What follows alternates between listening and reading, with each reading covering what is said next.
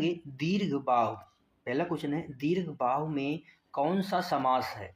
अव्ययी भाव समास है, बहुव्रीहि समास है, द्विगु समास है, द्वंद्व समास है। बताएंगे साथ ही दीर्घ बाहु में कौन सा समास है। समास की अगर बात की जाए तो समास के टोटल कितने भेद होते हैं? समास के कुल 6 भेद होते हैं। कितने भेद होते हैं? कुल 6 भेद होते हैं। दीर्घ बाहु का मतलब होता है कि दीर्घ यानी लंबी है, बाहें यानी भुजाएं जिसकी लंबी हैं। दीर्घ का मतलब होता है लंबी हैं भुजाएं, लंबी हैं भुजाएं जिसकी, लंबी हैं भुजाएं जिसकी, अर्थात विष्णु जी। अर्थात तीसरा अन्य पद प्रधान है यानी विष्णु जी। तो यहाँ पे कौन सा समास हो जाएगा? बहुव्रीहि समास। जहाँ पे कौन सा समास होगा? बहुव्रीहि समास। ऑप्शन बी राइट हो जाएगा।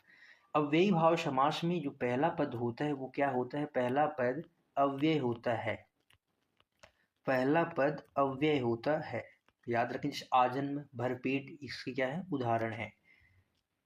और द्विगु समास में जो पहला पद होता है यानी प्रथम पद संख्यावाची होता है।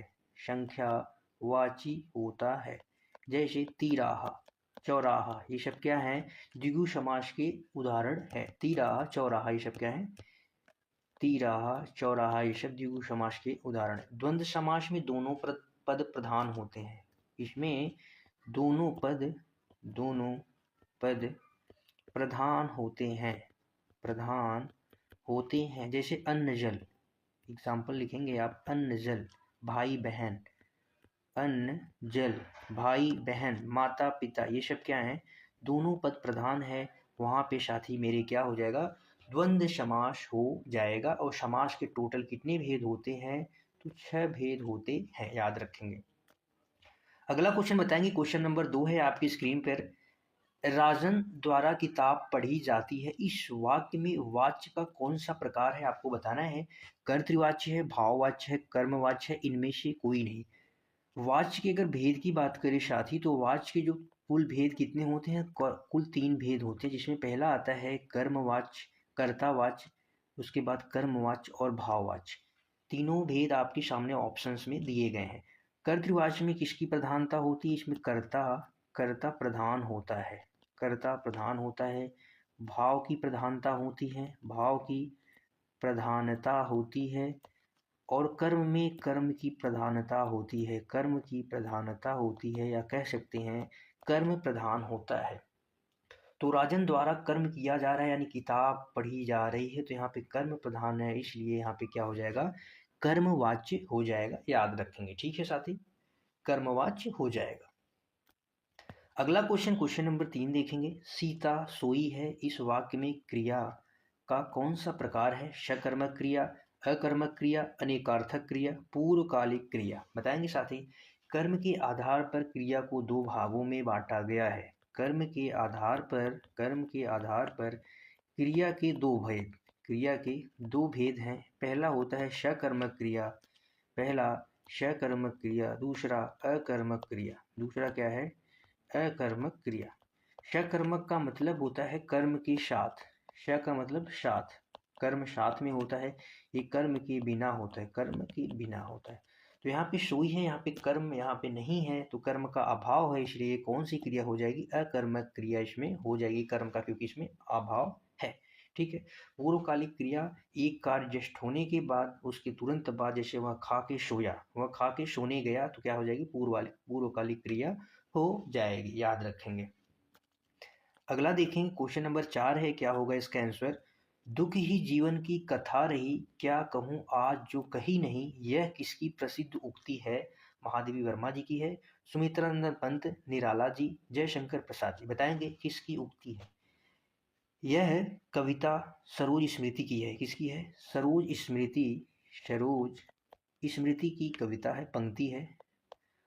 और सरोज स्मृति की रचनाकार हैं सूर्यकांत त्रिपाठी निराला जी इसकी रचनाकार है। तो इसका आंसर क्या हो जाएगा? सूर्यकांत त्रिपाठी निराला। अगर इनके हम काव्य संग्रह की बात करें, काव्य की जो रचनाएं हैं उसकी बात करें साथी, तो जूही की कली जो प्रसिद्ध रचना है, अक्सर एग्जाम में पूछा जाता है। जूही की कली की रचना सन 1916 ईस्वी में हुई थी। अनामिका प्रसिद्ध रचना है। अनामिका, कुछ रचनाएं आप याद रखेंगे। अनामिका 1923 ईस्वी में इसकी रचना होती है। परिमल आता है साथी, परिमल। परिमल की रचना 1929 ईस्वी में होती है। इसके बाद आता है राम की शक्ति पूजा। राम की शक्ति पूजा जो प्रसिद्ध काव्य है इनका, राम की शक्ति पूजा, इसकी रचना 1936 ईस्वी में होती है। इसके बाद सरोज स्मृति। सरोज स्मृति का 1935 में इसकी रचना होती है।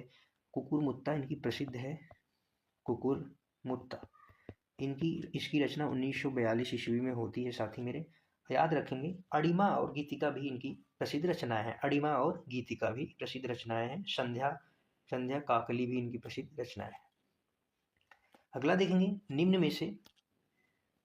निम्नलिखित में से कौन सा शब्द तत्सम है। तत्सम मतलब संस्कृत का जो शब्द होता है वही क्या होता है, तत्सम होता है। और तद्भव जो होता है, संस्कृत का हिंदी रूपांतरण तद्भव होता है। बताएंगे, लौंग है, सितार है, मोती है, गोपाल है। जो तत्सम शब्द की अगर बात की जाए तो कौन सा शब्द है, गोपाल जो है, कौन सा शब्द है, गोपाल तत्सम शब्द है। लौंग की बात करें तो लवांग जो होता है ये इसका तत्सम शब्द हो जाएगा। और मोती की बात करें तो मौक्तिक, मोती का क्या हो जाएगा, मौक्तिक हो जाएगा। सितार जो है फारसी भाषा का शब्द है। ये किस भाषा का शब्द है, फारसी भाषा का शब्द है, फारसी भाषा, याद रखेंगे। अगला क्वेश्चन देखेंगे, क्वेश्चन नंबर 6 है साथी, अनेकार्थी शब्द में मूक के गलत विकल्प का चयन कीजिए। मूक के गलत विकल्प का चयन करना है। मूक का मतलब होता है मौन या कम बोलने वाला, इसको हम कहते हैं मौन। मौन को चुप चुप भी कहते हैं, चुपचाप चुप भी कहते हैं, गूंगा भी कहते हैं, विवश यानी न बोलने। इसका क्या आंसर हो जाएगा, ऑप्शन ए वाचाल, यानी अधिक बोलने वालों को क्या कहते हैं, वाचाल। अधिक बोलने वाला क्या कहलाता है, बोलने वाला वाचाल कहलाता है। अधिक बोलने वाला वाचाल कहलाता है, याद रखेंगे। अगला देखेंगे, अभ्युदय के संपादक कौन है, गुलाब राय, माखनलाल चतुर्वेदी जी, बालकृष्ण भट्ट, मदन मोहन मालवीय।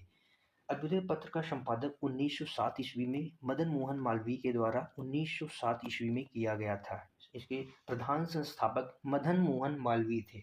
मदन मोहन मालवीय जी ने लीडर समाचार पत्र का भी संपादन किया। लीडर समाचार पत्र का संपादन किया। 1909 ईस्वी में इसका प्रकाशन होता है। हिंदुस्तान पत्र का संपादन किया। हिंदुस्तान के बाद एक पत्र और जो कामरेड के नाम से प्रसिद्ध है, हिंदुस्तान समाचार पत्र, और एक कामरेड पत्र का संपादन किया। 1911 से 1914 के बीच में इसका प्रकाशन किया था, याद रखेंगे। लीडर, हिंदुस्तान, कामरेड और अभ्युदय पत्र के संपादक हैं। अगला साथी बताएंगे, घोड़ा। इसमें तीन ही ऑप्शन दिए गए हैं। घोड़ों का घर कितनी दूर, इस लोकोक्ति का सही अर्थ। लोकोक्ति का अर्थ या आप मीन अगर समझना चाहें तो लोकोक्ति का मीन होता है कहावत। जो कहावत भी कहते हैं, जो क्या करते हैं, बताते हैं। घोड़ों का घर कितनी दूर है, ये परिश्रमी व्यक्ति के लिए कहा गया। जो परिश्रम करते हैं उनके लिए ये कहावत है कि कर्मठी व्यक्ति, जो परिश्रमी व्यक्ति होते हैं, उनके लिए क्या होती है, सफलता बहुत सरल होती है। क्या होती है, परिश्रमी व्यक्ति के लिए जो सफलता होती है वो क्या होती है, बहुत सरल होती है। अगला क्वेश्चन है क्वेश्चन नंबर 9, यह मेरी किताब है। इस वाक्य में अधोरेखित यानी यह बताना है कि यह शब्द सर्वनाम का कौन सा प्रकार है। सर्वनाम के अगर भेद की बात की जाए साथी मेरे, तो कुल 6 भेद होते हैं सर्वनाम के, जिसमें ऑप्शन ए है निश्चयवाचक सर्वनाम, संबंधवाचक सर्वनाम, प्रश्नवाचक सर्वनाम, निजवाचक सर्वनाम। निश्चयवाचक सर्वनाम में किसी निश्चित व्यक्ति वस्तु का बोध करेगा, निश्चित वस्तु का बोध किया जाएगा। संबंध में निश्चित में यह और वह इसके शब्द हैं। और संबंध में ये क्या किया जाएगा, संज्ञा और सर्वनाम, संज्ञा व सर्वनाम शब्दों के बीच क्या करेगा, संबंध बताता है। संबंध संज्ञा व सर्वनाम शब्दों के बीच में जो और सो इसके शब्द हैं। जो और सो प्रश्नवाचक में कौन और क्या प्रश्न के लिए प्रयुक्त किया जाता है, कौन और क्या। निजवाचक सर्वनाम में स्वतः, अपने आप, अपना, ये सब क्या है, सर्वनाम है जो स्वतः का बोध कराए। तो यह और वह क्या है, निश्चयवाचक सर्वनाम है। यह मेरी किताब है, निश्चित वस्तु की बात की जा रही है, तो यहाँ पे क्या हो जाएगा साथी, निश्चयवाचक सर्वनाम हो जाएगा। अगला देखेंगे क्वेश्चन नंबर 10 है, हिंदी साहित्य इतिहास का प्रथम लेखन किसे माना जाता है। हिंदी साहित्य इतिहास का प्रथम लेखक किसे माना जाता है, गारसा दत्तासी, श्याम सुंदर दास, हजारी प्रसाद द्विवेदी, ग्रियर्सन जी। बताएंगे साथी क्या हो जाएगा इसका आंसर। इसका आंसर हो जाएगा गारसा दत्तासी। क्योंकि गासाद तासी जी ने, ये फ्रेंच विद्वान हैं, कौन से विद्वान हैं, फ्रेंच विद्वान हैं, और फ्रेंच भाषा में पहला हिंदी साहित्य का इतिहास लिखा था। फ्रेंच विद्वान हैं और फ्रेंच भाषा में ही क्या पहला हिंदी साहित्य का इतिहास लिखा था। और इन्होंने लिखा था इस्तवार इस्तवार de la लिटरेच्यूर लिखेंगे साथी, लिटरेच्यूर इंदुई हिंदुस्तानी। इन्होंने हिंदी साहित्य के इतिहास का पहला यही ग्रंथ लिखा था, जिसका प्रकाशन 1839 ईस्वी में हुआ था, याद रखेंगे। ठीक है साथी।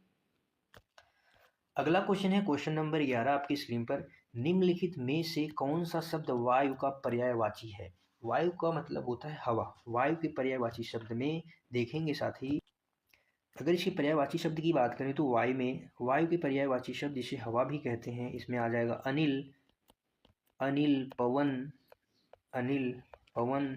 शमीर, वात, हवा,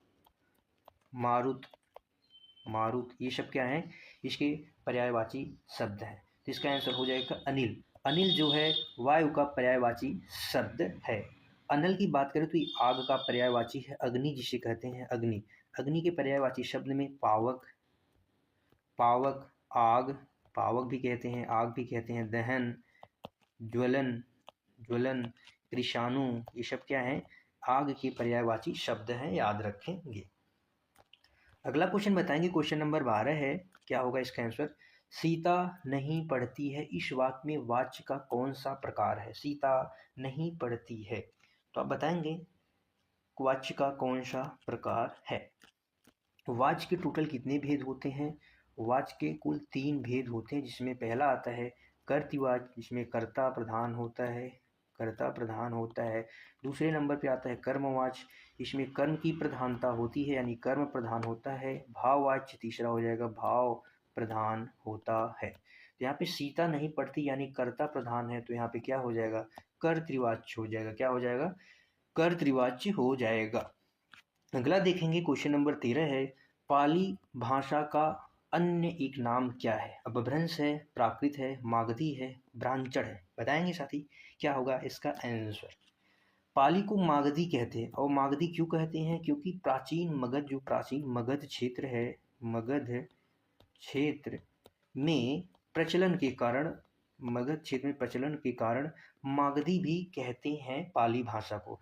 ब्राह्मण क्या है? अपभ्रंश है, जिससे सिंधी भाषा का विकास हुआ है। सिंधी भाषा का विकास ब्राह्मण अपभ्रंश से हुआ है, याद रखेंगे।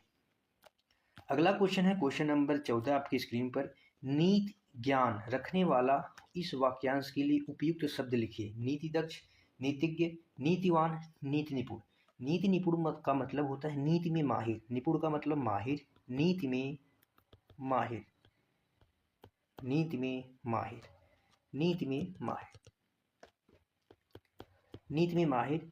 और नीतिवान यानी नीति के अनुसार चलने वाला, नीति के अनुसार, नीति को मानने वाला या नीति के अनुसार चलने वाला, मानने वाला। नीति का ज्ञान रखने वाला क्या होता है? नीतिज्ञ, नीतिज्ञ कहलाता है। नीति को जो जानता है वो क्या कहलाता है? नीतिज्ञ कहलाता है। अगला देखेंगे, आज का आखिरी क्वेश्चन आपकी स्क्रीन पर। लेखक संज्ञा का कौन सा प्रकार है? जातिवाचक संज्ञा है, समूहवाचक संज्ञा है, व्यक्तिवाचक संज्ञा है, भाववाचक संज्ञा है।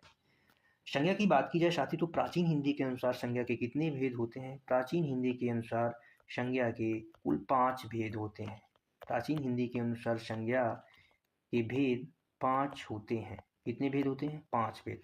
अगर वहीं आधुनिक हिंदी के अनुसार बात की जाए, आधुनिक हिंदी के अनुसार तो कितने भेद होते हैं? 3 भेद होते हैं। 3 भेद होते हैं। आप यहाँ पे देखेंगे ऑप्शन है जातिवाचक संज्ञा। जातिवाचक से किसी संपूर्ण जाति का बोध होगा, किसी संपूर्ण जाति का बोध होगा तो वहाँ पे क्या होता है? संपूर्ण जाति, संपूर्ण जाति का बोध होगा तो वहाँ पे क्या होता है? जातिवाचक संज्ञा हो जाती है। जैसे लेखक से क्या है? संपूर्ण जाति का बोध हो रहा है। व्यक्ति क्या है? मनुष्य क्या है? ये सब क्या है? जाति का बोध। महिला पुरुष ये सब क्या है? जाति का बोध कराते हैं।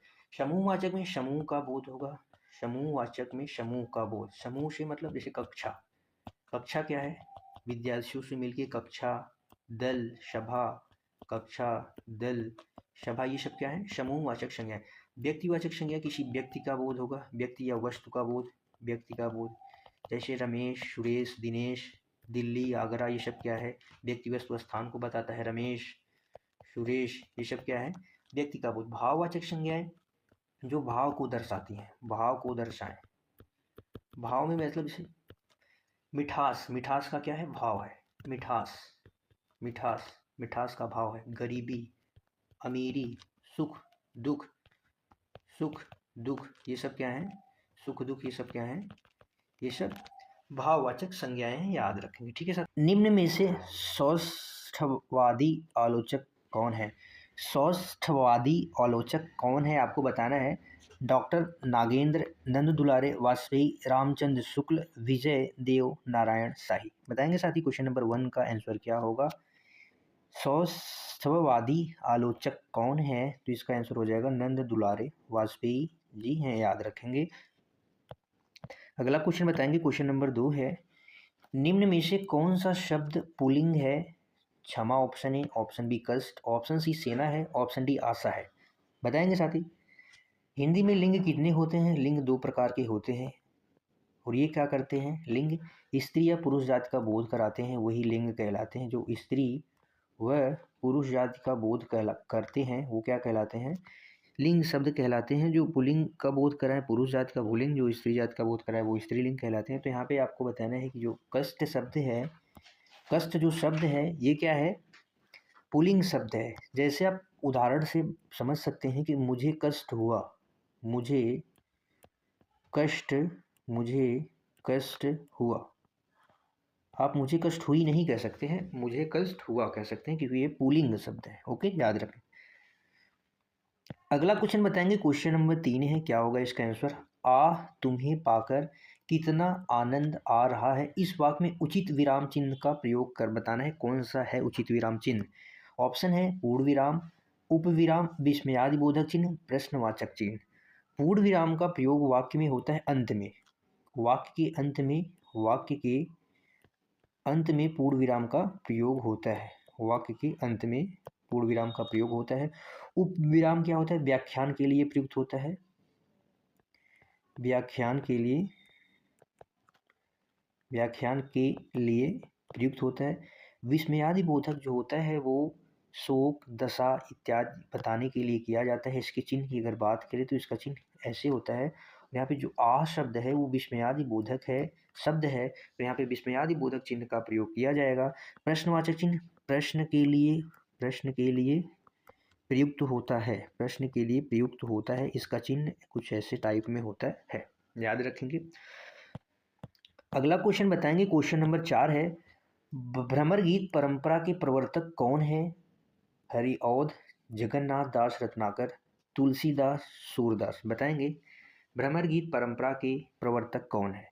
तो भ्रमर गीत परंपरा के प्रवर्तक हैं सूरदास जी। सूरदास के 3 प्रमाणिक ग्रंथ हैं, 3 ग्रंथ जो प्रमाणिक माने गए हैं, जिसमें आप देखते हैं कि पहला होता है सूर सागर, सूर सागर, सूर सारावली, सूर सारावली, और एक प्रसिद्ध है साहित्य लहरी, एक प्रसिद्ध है साहित्य लहरी। साहित्य लहरी पुस्तक में या साहित्य लहरी रचना में दृष्टकूट पदों का संग्रह है। एग्जाम में पूछा जाता है कि सूरदास की किस रचना में दृष्टकूट पदों का संग्रह है, पदों का संग्रह है, तो आप बताएंगे क्या? साहित्य लहरी में दृष्टकूट पदों का संग्रह है, याद रखेंगे। ठीक है साथी। अगला क्वेश्चन बताएंगे, क्वेश्चन नंबर 5 है, लीलाधर जुगड़ी को किस कृति पर साहित्य अकादमी पुरस्कार प्राप्त हुआ था? ऑप्शन है इस यात्रा में, अनुभव के आकाश में चांद, नाटक जारी है, रात अभी मौजूद है, रात अभी मौजूद है। बताएंगे किस कृति के लिए इन्हें मिला था? तो ऑप्शन देखेंगे, ऑप्शन बी है अनुभव के चांद में, अनुभव के आकाश में चांद के लिए इन्हें सन वर्ष 1997 ईस्वी में साहित्य अकादमी पुरस्कार मिला था। और अगर इनकी कुछ रचनाओं की बात करें तो इसमें एक रचना इनकी इस यात्रा में भी है, नाटक जारी है, रात अभी मौजूद है, ये भी इनकी क्या है? रचनाएं हैं। लेकिन साहित्य अकादमी पुरस्कार ऑप्शन बी, अनुभव के आकाश में चांद के लिए मिला था। इनकी कुछ रचनाएं महाकाव्य के बिना भय भी शक्ति देता है, भय भी शक्ति देता है और शंखमुखी शिखरों पर आदि इनकी क्या है, रचनाएं हैं। लिख लेंगे, याद रखेंगे, ठीक है। अगला क्वेश्चन है क्वेश्चन नंबर 6। निम्न में से कौन सा शब्द क उपसर्ग से बना है? क उपसर्ग से कौन सा शब्द बना है, बताएंगे। ऑप्शन है कपूत, बी है कलाई, कलाधर, कम वक्त। ऑप्शन डी देखेंगे साथी, जो कम वक्त शब्द है इसमें कम शब्द क्या है, उपसर्ग है। उपसर्ग जो होते हैं वे मूल शब्द के पहले प्रयुक्त होते हैं और अर्थ भी परिवर्तित करते हैं। तो कपूत इसका आंसर हो जाए। कपूत में क शब्द का क उपसर्ग जुड़ा है और यहाँ पे क्या हो जाएगा, क उपसर्ग हो जाएगा। कबूत में क उपसर्ग है। कलाई क्या है, कलाधर क्या है, ये सब मूल शब्द हैं। कैसे शब्द हैं, ये सब मूल शब्द हैं। और डी में कम वक्त में कम उपसर्ग है। अगला क्वेश्चन देखिए क्वेश्चन नंबर 7। व्यष्टि का विलोम क्या होगा? विलोम का मतलब होता है अपोजिट या विपरीतार्थक। विलोम का मतलब हम कह सकते हैं कि उल्टा। तो व्यष्टि का विलोम क्या हो जाएगा, समष्टि। प्राची का क्या हो जाएगा, प्रतीची हो जाएगा, प्राची का प्रतीची। सृष्टि का हो जाएगा संहार, सृष्टि संहार। अगला क्वेश्चन बताएंगे क्वेश्चन नंबर 8 है आपके स्क्रीन पे। निम्नलिखित में से कौन सा शब्द पुल्लिंग है?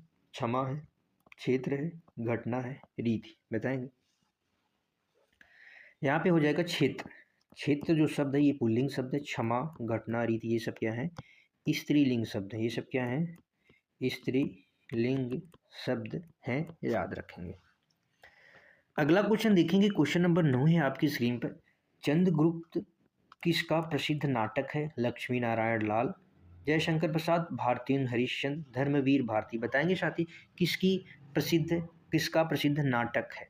तो यह नाटक जयशंकर प्रसाद जी का है। किसका है? जयशंकर प्रसाद जी का है। जयशंकर जी का एक कथन है, ले चल बुलावा, ले चल मुझे बुलावा देकर, ले चल मुझे बुलावा देकर, ले चल मुझे बुलावा देकर, मेरे नाविक धीरे धीरे, मेरे नाविक धीरे धीरे। यह प्रसिद्ध कथन है इनका। क्या है? यह प्रसिद्ध कथन है। और जयशंकर प्रसाद छायावाद के प्रवर्तक हैं। किसके प्रवर्तक हैं? छायावाद के प्रवर्तक हैं। अगर इनके काव्य की बात की जाए साथी मेरे, तो काव्य में हमें जो देखने को मिलता है, इनकी रचनाएं जो हैं वो क्या है, आशु लहर, झरना, कामायनी, प्रेम पथिक आदि क्या है इनकी काव्य संग्रह। अगर साथ ही नाटक की बात की जाए, जयशंकर प्रसाद जी के नाटक की अगर हम बात करें, तो नाटक में चंद्रगुप्त, स्कंदगुप्त, ध्रुव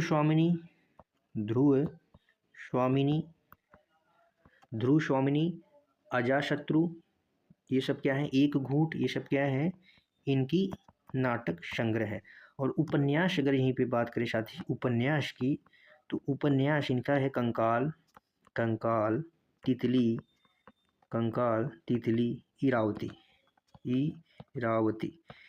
इनका अधूरा उपन्यास है। कैसा उपन्यास है? अधूरा उपन्यास है इरावती। जयशंकर प्रसाद जी का अगर अधूरा उपन्यास पूछा जाए तो कौन सा हो जाएगा? इरावती। भारतीय हरिश्चंद्र जी का एक प्रसिद्ध कथन है, हिंदी नए चाल से चली, हिंदी नए चाल से चली। यह प्रसिद्ध कथन अगर आपसे पूछा जाए तो यह प्रसिद्ध कथन किसका है? तो भारतीय हरिश्चंद्र जी का यह प्रसिद्ध कथन है, साथ ही याद रखेंगे, ठीक है। अगला क्वेश्चन है क्वेश्चन नंबर 10 है। निम्नलिखित में से कौन सा शब्द बहुवचन है? पुस्तक, पौधा, लड़का, प्राण। पुस्तक एक वचन शब्द है, इसका बहुवचन बनाया जा सकता है, पुस्तकें हो जाएगा। पौधा का पौधे हो जाएगा, पौधा का पौधे। लड़का का क्या हो जाएगा, लड़के। प्राण जो है, प्राण क्या है, ये बहुवचन है।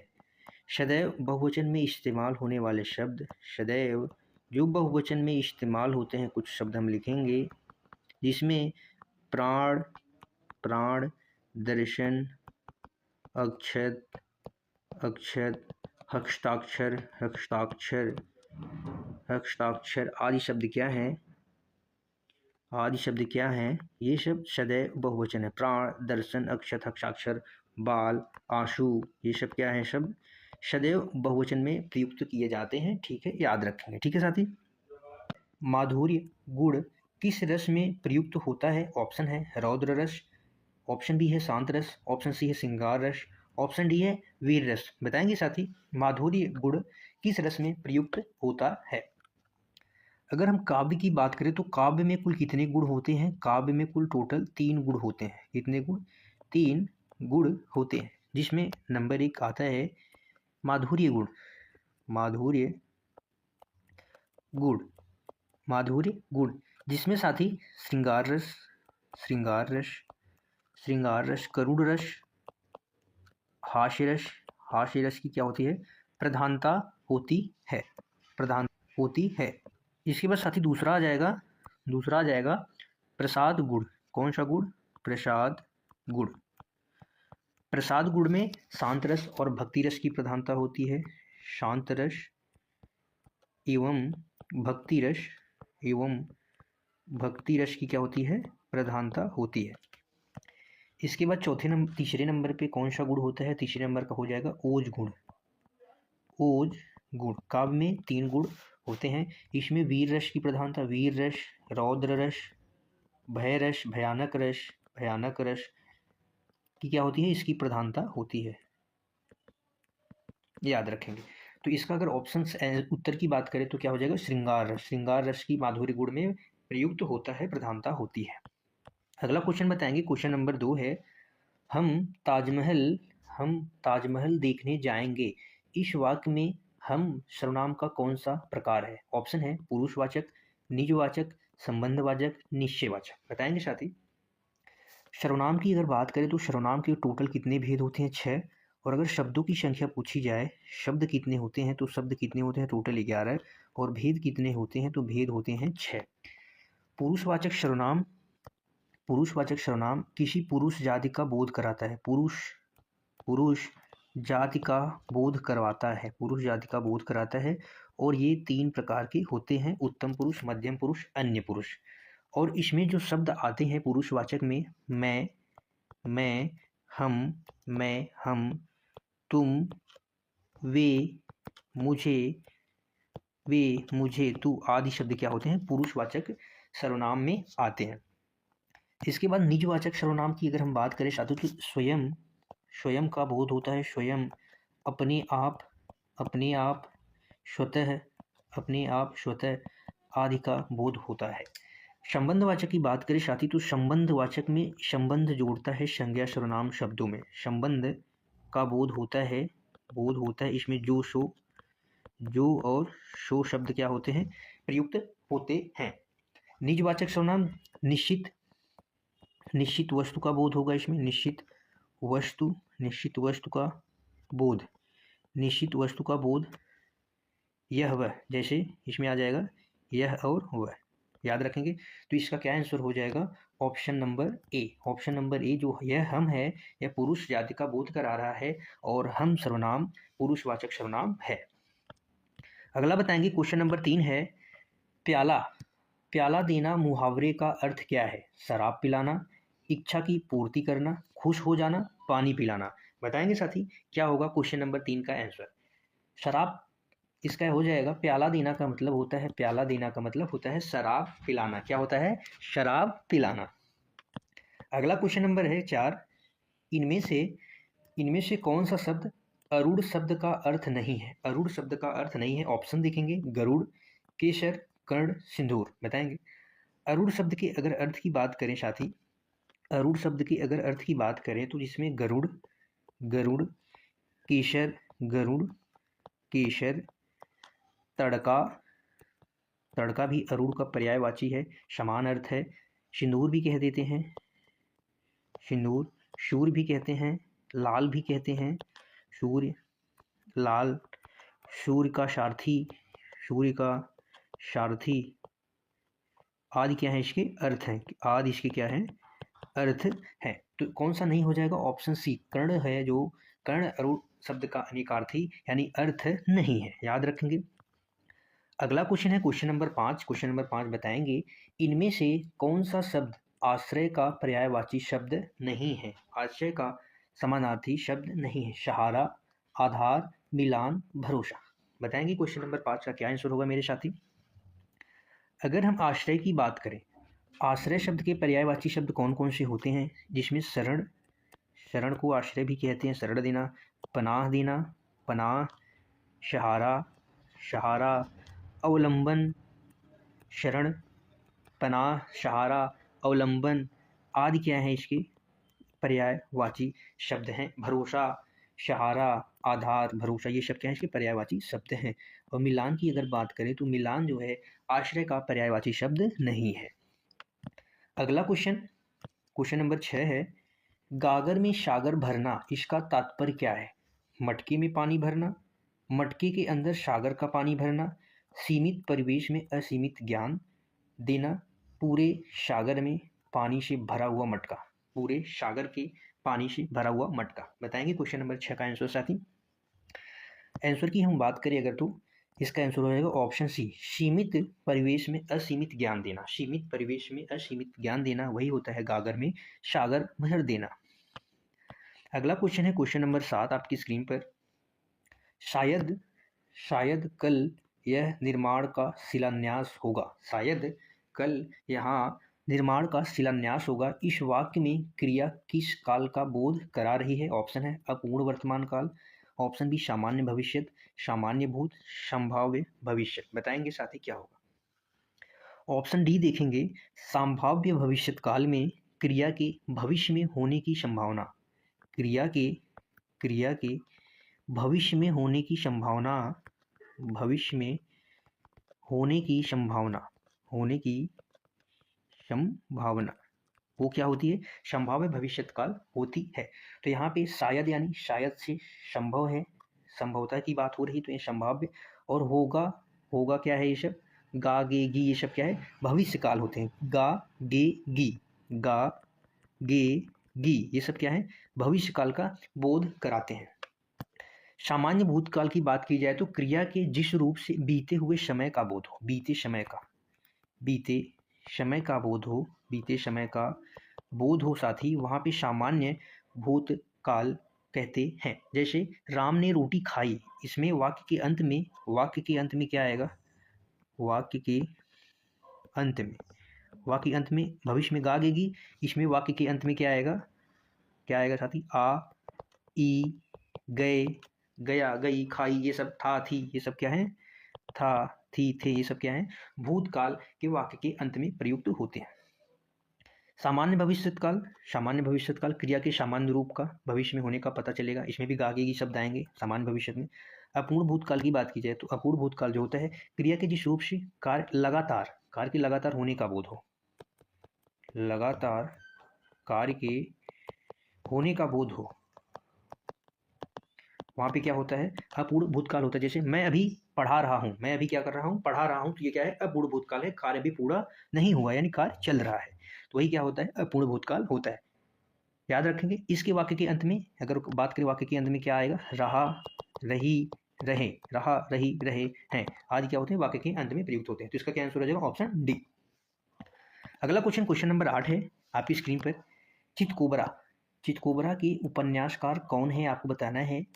ऑप्शन है मृदुला गर्ग, मैत्रेयी पुष्पा, राजी सेठ, उषा प्रियमवदा। बताएंगे साथी। मृदुला, इसका आंसर हो जाएगा मृदुला गर्ग। क्या हो जाएगा मृदुला गर्ग। यह इसका प्रकाशन वर्ष की बात करें तो वर्ष 1979 ईस्वी में इसका प्रकाशन हुआ था। मृदुला गर्ग की अगर अन्य उपन्यास की हम बात करें, अन्य उपन्यास की बात की जाए साथी, तो आता है इसमें वंशज, वंशज जिसका प्रकाशन हुआ था 1976 में। इसके बाद आता है कठगुलाब, कठगुलाब ये प्रसिद्ध है, प्रमुख है, 1996 में आता है। उसके हिस्से की धूप, उसके हिस्से की धूप का प्रकाशन भी होता है 1975 में। आदि सब याद रखेंगे।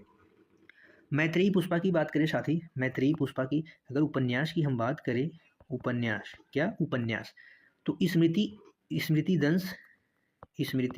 दंश जो कि प्रकाशन वर्ष है 1990 में। अल्मा कबूतरी प्रकाशन वर्ष है 2000। और विजन आदि इनकी रचना है। अल्मा कबूतरी, स्मृति दंश, विजन आदि मैत्रेयी पुष्पा की रचनाएं हैं, याद रखेंगे। अगला क्वेश्चन है क्वेश्चन नंबर 9, आपकी स्क्रीन पर बताएंगे क्या होगा इसका आंसर। कितना अकेला आकाश किस विधा की रचना है? कितना अकेला आकाश उपन्यास है, आत्मकथा है, रेखा चित्र है, यात्रा वृंत है? बताएंगे साथी क्या होगा इसका आंसर। इसका आंसर हो जाएगा ऑप्शन डी, यात्रा वृंत है। यह नरेश मेहता की रचना है। किसकी रचना है? नरेश मेहता की रचना है, नरेश मेहता। और प्रकाशन वर्ष की बात करें साथी तो 2003 ईस्वी में इसका प्रकाशन हुआ था। 2003 में इसका प्रकाशन वर्ष है। नरेश मेहता की कुछ अन्य उपन्यास की बात करें साथी तो जिसमें आपको देखने को मिलता है अरण्या उत्सवा, बोलने दो चीड़ को, आदि क्या है इनकी उपन्यास है, आदि इनके क्या है उपन्यास है। अगला क्वेश्चन देखेंगे, क्वेश्चन नंबर 10 है, जिसे कभी बुढ़ापा न आए, इस वाक्य के लिए सही शब्द कौन सा है? अमर है, जीवट है, यौवन है, अजर है। अमर की बात करें जो शाश्वत हो, यानी जो कभी न मरे, उसे क्या कहते हैं? अमर कहते हैं। जीवट जो शीला या हिम्मत वाला को कहते हैं जीवट, हिम्मत वाला को क्या कहते हैं? जीवट।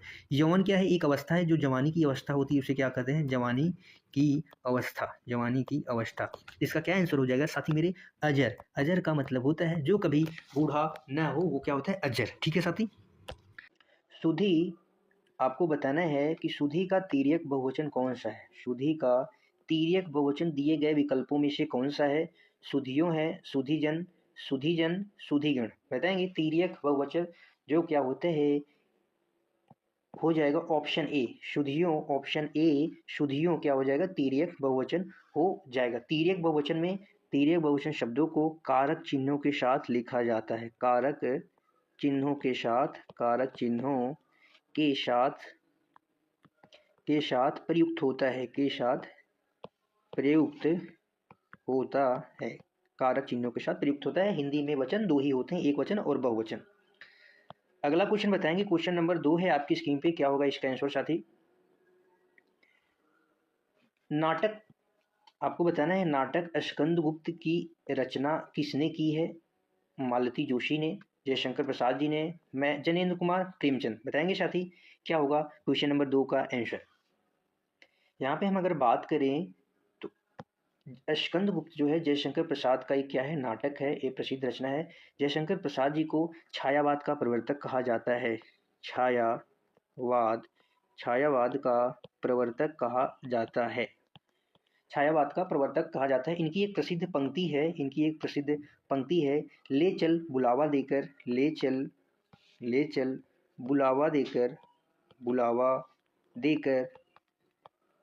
मेरे मालिक धीरे धीरे। ले चल बुलावा देकर मेरे मालिक धीरे धीरे। अगर इनके उपन्यास की हम बात करें साथी, उपन्यास की, तो कंकाल, तितली, इरावती। इरावती इनका क्या है? अधूरा उपन्यास है। इरावती इनका अधूरा उपन्यास है। इरावती क्या है? इनका अधूरा उपन्यास है। इनके अगर नाटक की बात करें तो स्कंदगुप्त, चंद्रगुप्त, राजश्री, ध्रुव श्रावणी, एक घूट, ये सब क्या है? इनके उपन्यास है, याद रखेंगे। अगला क्वेश्चन बताएंगे, क्वेश्चन नंबर 3 है आपकी स्क्रीन पर। क्या होगा क्वेश्चन नंबर 3 का आंसर? बताएंगे साथी। आसमान का रंग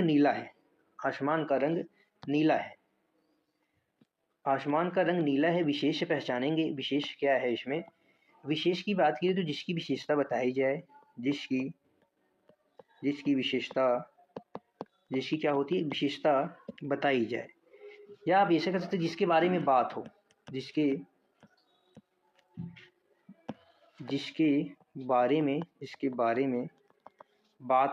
बारे में बात हो, जिसके बारे में बात हो। तो किसके बारे में बात हो रही है? आसमान के बारे में बात हो रही है। ये क्या हो जाएगा? संज्ञा शब्द हो जाएगा। और संज्ञा सर्वनाम शब्द ही क्या होते हैं? संज्ञा सर्वनाम शब्द ही क्या होते हैं? विशेष होते हैं। क्या होते हैं? विशेष होते हैं। अगला क्वेश्चन बताएंगे, क्वेश्चन नंबर 4 है आपकी स्क्रीन पर। क्या होगा क्वेश्चन नंबर 4 का आंसर? राम साधु तुम साधु सुजाना, राम साधु तुम साधु सुजाना, राम मातु बल मैं पहचाना। वर्णित लोकोक्ति में प्रयुक्त अलंकार को आपको बताना है कि कौन सा अलंकार है। बताएंगे।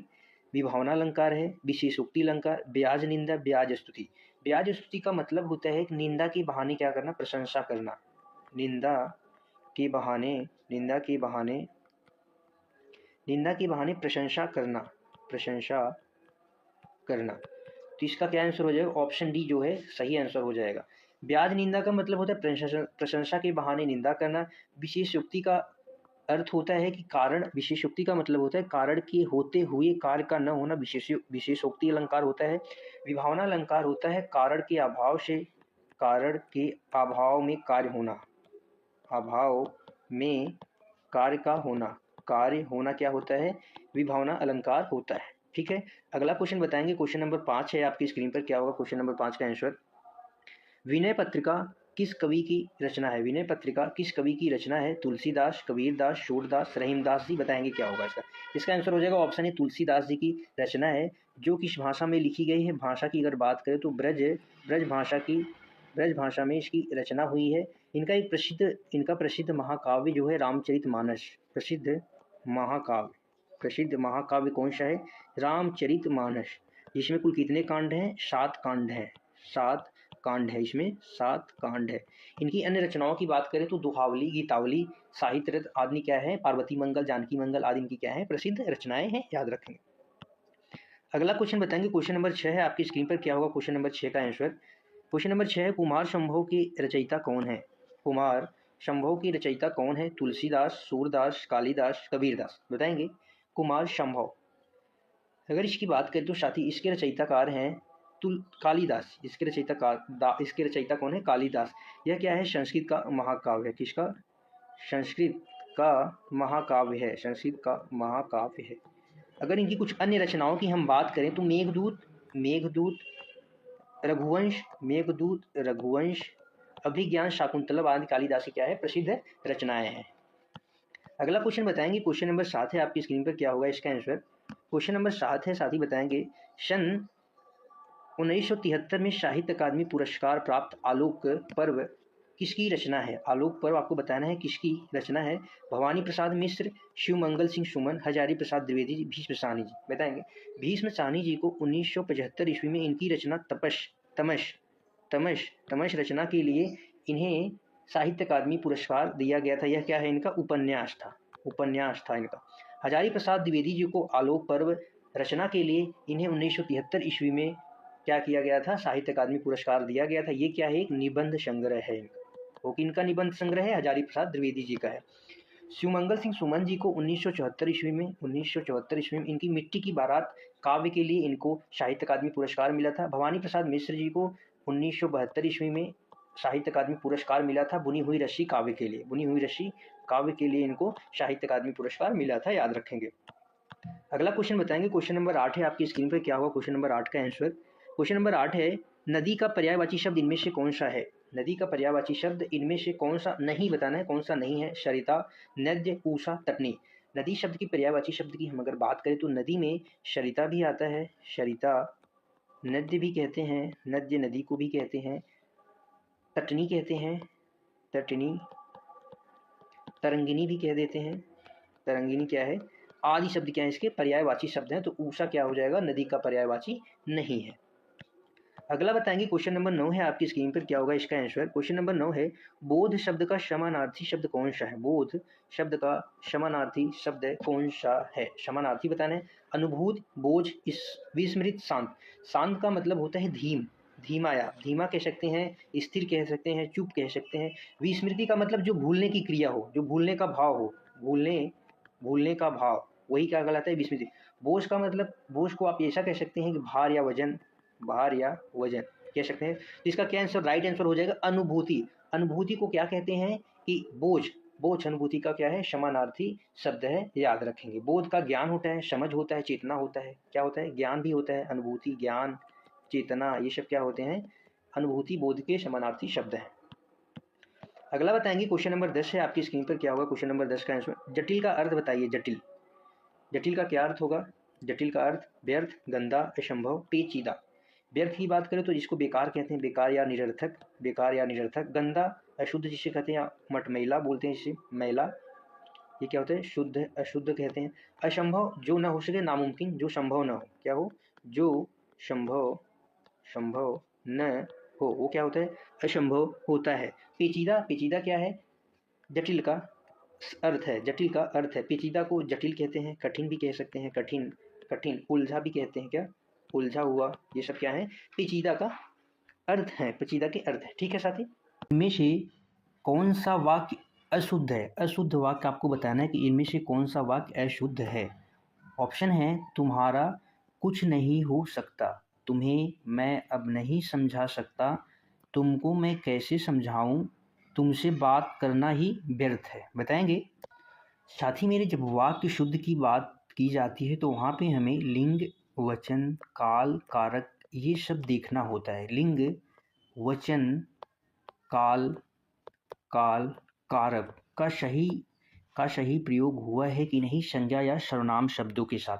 आप यहाँ पे देखेंगे ऑप्शन ए, तुम्हारा कुछ नहीं हो सकता, ये वाक्य पूर्ण रूप से सत्य लग रहा है।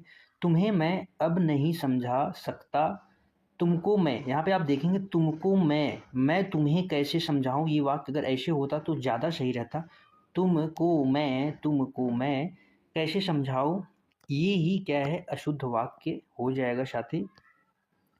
तुमसे बात करना ही व्यर्थ है, ये भी क्या है, सही है। तो इसका ऑप्शन क्या हो जाएगा, ऑप्शन सी, ऑप्शन सी जो है अशुद्ध वाक्य है। अगला क्वेश्चन देखेंगे, क्वेश्चन 2 है, शुक्ल का विलोम शब्द कौन सा है। शुक्ल का विलोम शब्द कौन सा है, निःशुल्क है, कृष्ण है, सशुल्क है, सरस है। विलोम का मतलब होता है विपरीत, विपरीत या उल्टा, विपरीत या उल्टा या अपोजिट कहते हैं। शुक्ल को कहते हैं सफ़ेद, शुक्ल का अर्थ होता है सफ़ेद, श्वेत, सफ़ेद भी कहते हैं, श्वेत भी कहते हैं, उजला भी कहते हैं, उजला। और कृष्ण इसका विलोम हो जाएगा कृष्ण। साथी मेरे, कृष्ण को क्या कहते हैं, श्याम कहते हैं, श्याम। काला भी कह देते हैं, सांवला भी कह देते हैं, काला सांवला भी कह देते हैं, याद रखना। तो शुक्ल का विलोम क्या हो जाएगा, कृष्ण हो जाएगा। अगला क्वेश्चन बताएंगे, क्वेश्चन नंबर 3 है आपकी स्क्रीन पर। क्या होगा क्वेश्चन नंबर 3 का आंसर, सुख दुख की भाववेशमयी अवस्था विशेष का गिने चुने शब्दों में स्वर साधना का उपयुक्त चित्रण कर देना ही गीत है। यह उक्ति किस रचनाकार की है। ऑप्शन है सूर्यकांत त्रिपाठी निराला, धर्मवीर भारती, अज्ञेय जी, महादेवी वर्मा। बताएंगे सुख दुख की भाववेशमयी अवस्था विशेष का गिने चुने शब्दों में स्वर साधना का उपयुक्त चित्रण कर देना ही गीत है। यह कथन, यह उक्ति महादेवी वर्मा जी की है, प्रसिद्ध है, जो अक्सर एग्जामों में हमें देखने को मिलता है, याद रखेंगे। अगला क्वेश्चन बताएंगे, क्वेश्चन नंबर 4 क्या कहते हैं, इनमें से स्त्रीलिंग शब्द बताना है कौन सा है। संदेश है, खत है, चिट्ठी है, पत्र है। लिंग की बात करें तो 2 होते हैं, एक स्त्रीलिंग एक पुल्लिंग होते हैं, तो आपको स्त्रीलिंग शब्द बताना है। चिट्ठी क्या होती है, चिट्ठी लिखी जाती है, चिट्ठी पढ़ी जाती है। आप वाक्य में प्रयोग से आसानी से निकाल सकते हैं स्त्रीलिंग और पुल्लिंग। तो यहाँ पे कौन सा आंसर हो जाएगा, ऑप्शन सी।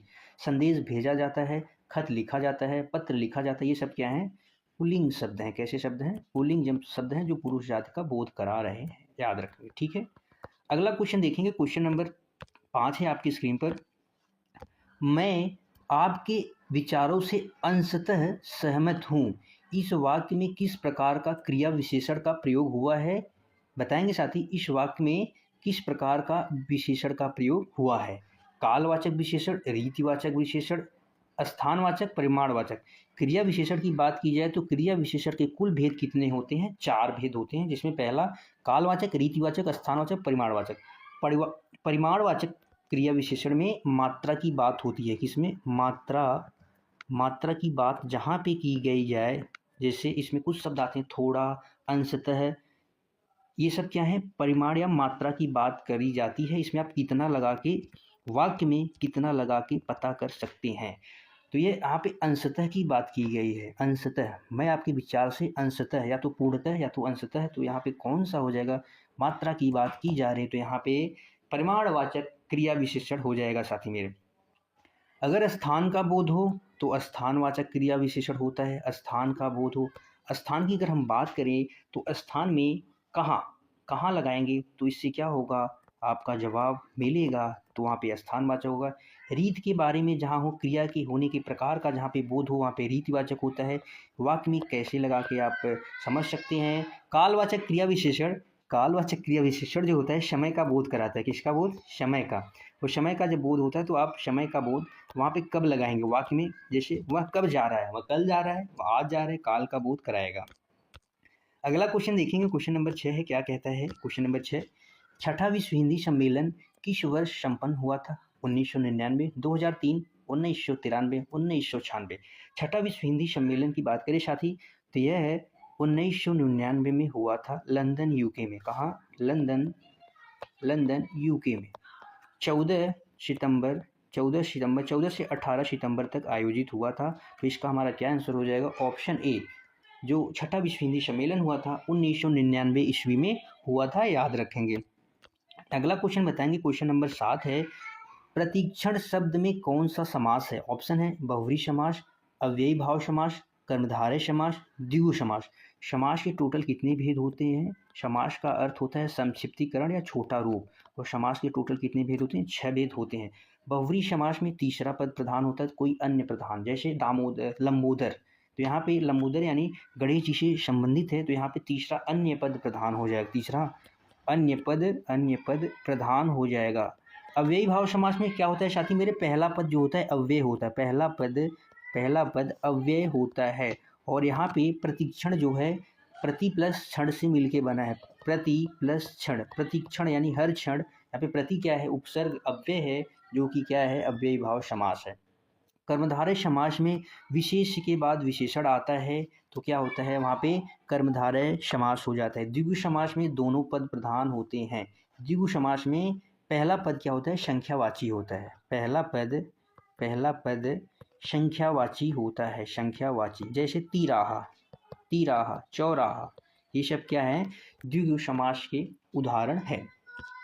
अगला क्वेश्चन बताएंगे, क्वेश्चन नंबर 8 है आपकी स्क्रीन पर। क्या होगा क्वेश्चन नंबर 8 का आंसर? क्वेश्चन नंबर 8 है साथी मेरे, अमृतलाल नागर को किस कृति के लिए साहित्य अकादमी पुरस्कार दिया गया था? अमृत और विष के लिए, सुहाग के निपुर, बिखरे तिनके, अग्निगर्भा। बताएंगे साथी क्या होगा इसका आंसर? साहित्य अकादमी पुरस्कार इनके उपन्यास अमृत और विष के लिए दिया गया था। 1966 में इसकी रचना हुई थी और इसके लिए 1967 में इसे साहित्य अकादमी पुरस्कार से सम्मानित किया गया था, इस रचना के लिए अमृतलाल नागर जी को। सुहाग के निपुर, बिखरे तिनके, अग्निगर्भा, ये सब क्या है? अमृतलाल नागर जी की रचनाएं हैं। अगर इनके अन्य उपन्यास की हम बात करें साथी तो अन्य उपन्यास आप लिखेंगे महाकाल इनका प्रसिद्ध उपन्यास है, जिसकी रचना 1947 ईस्वी को होती है। बुध और